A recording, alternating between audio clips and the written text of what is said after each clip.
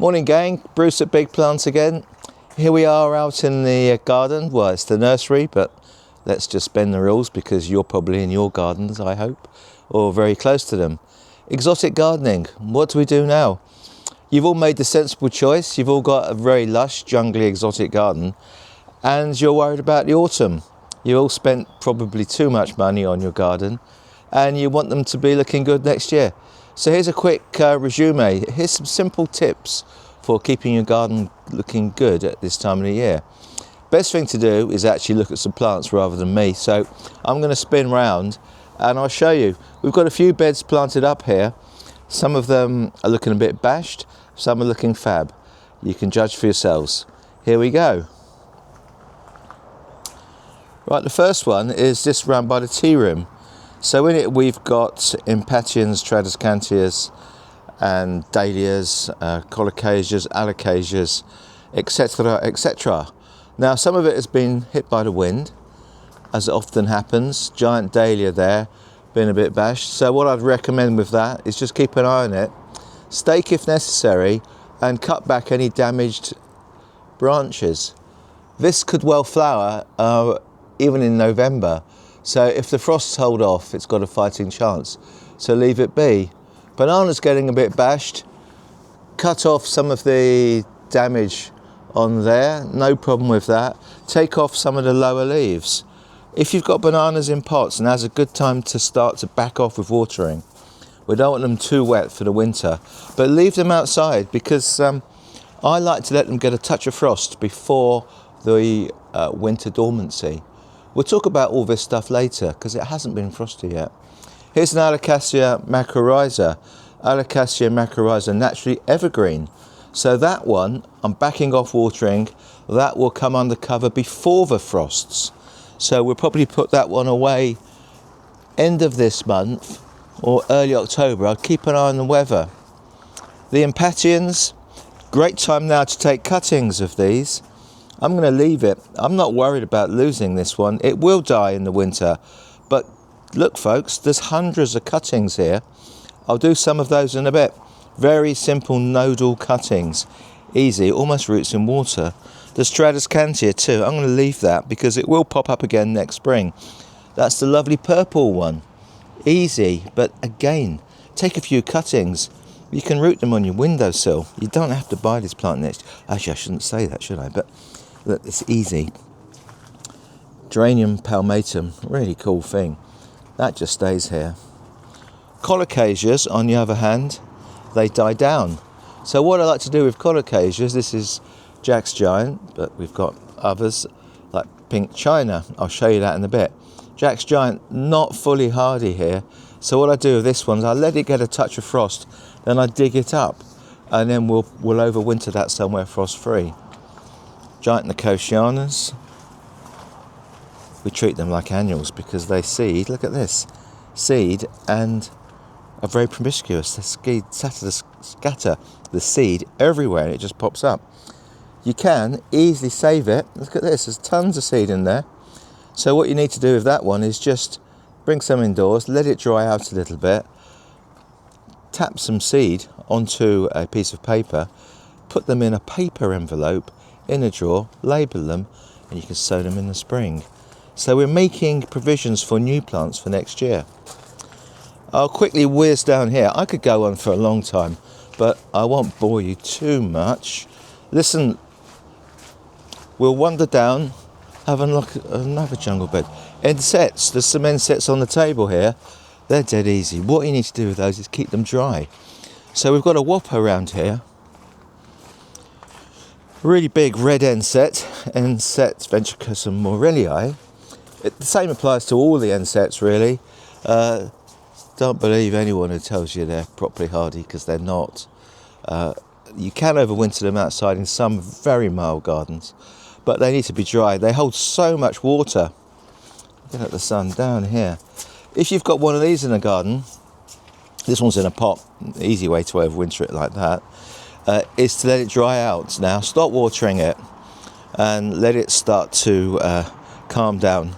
Still growing, but there's enough moisture in here. We've had enough rain too, so I imagine yours are all soaked.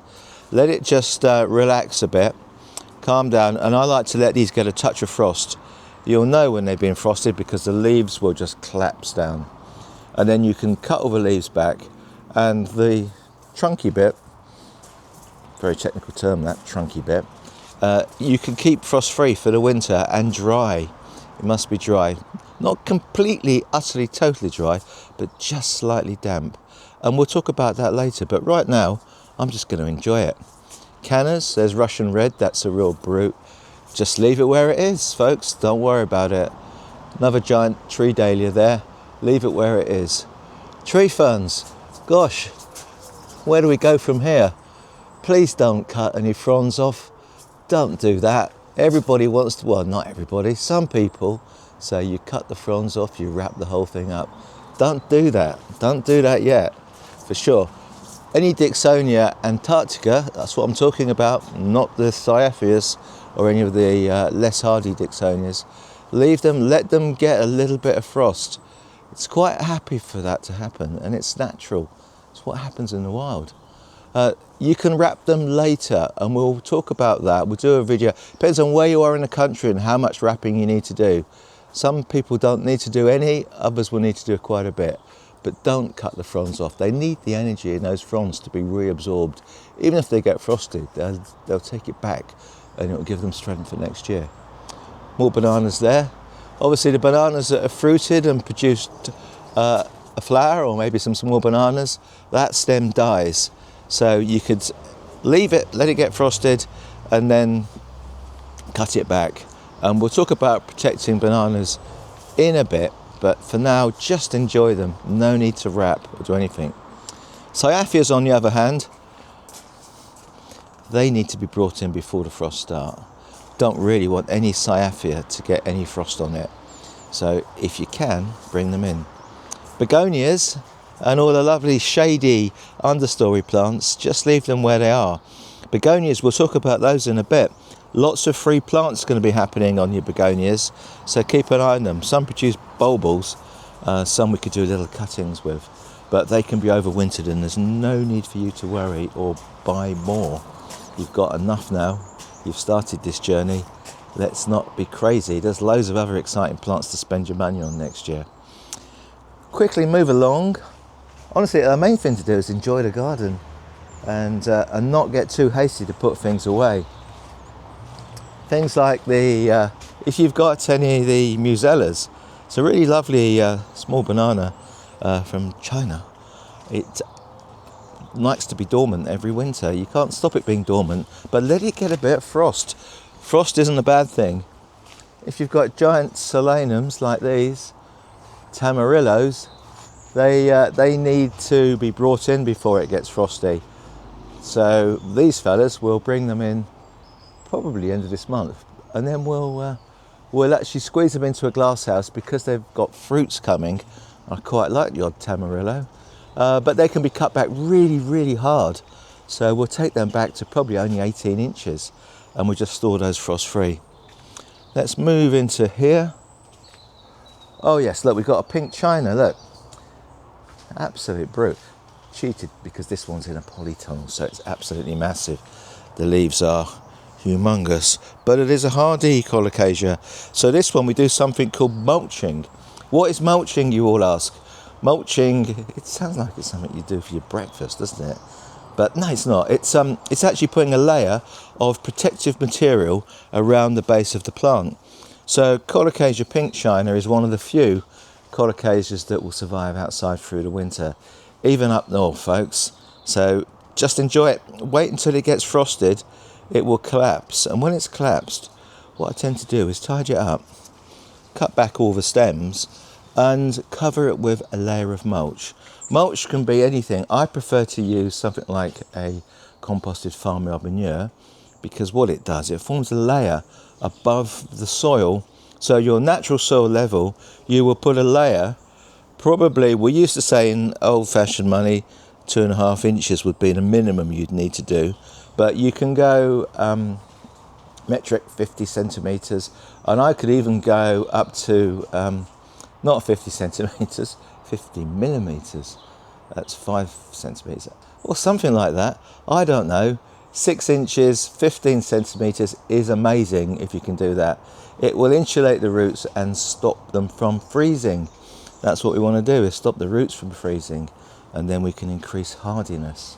So it's a layer. Put it on in the autumn, and then it can protect the plant through the winter and basically break down through the summer and feed the plant as it breaks down.